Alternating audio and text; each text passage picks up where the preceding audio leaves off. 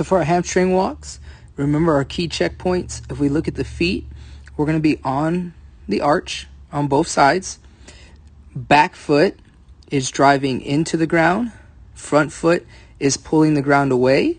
This is going to turn on the hamstring. Remember, they're called hamstring walks because your hamstring, the muscle behind the thigh, has to be on the whole time along with your glutes.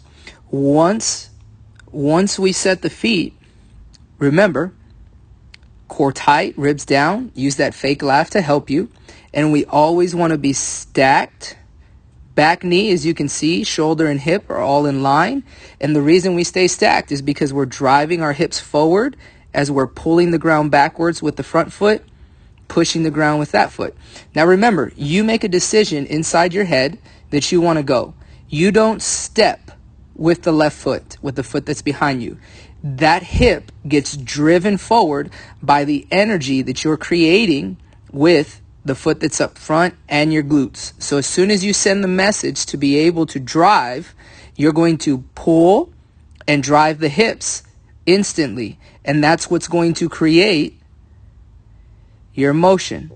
Notice as we move across, there's very little change in hip height. Our goal is to be able to hover the hips.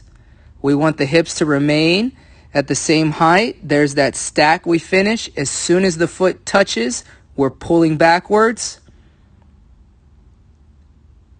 Hips stay at the same height all the way through.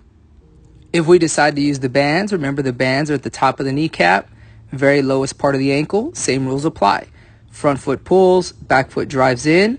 You can see that my Achilles is skinny and loaded the whole time, and that is a direct reflection of shoulder, hip, and knee stack and driving those hips forward. Same thing, rules apply. Look at the hips, stay in the same place. My foot literally feels like it grabs the ground if I'm doing it correctly.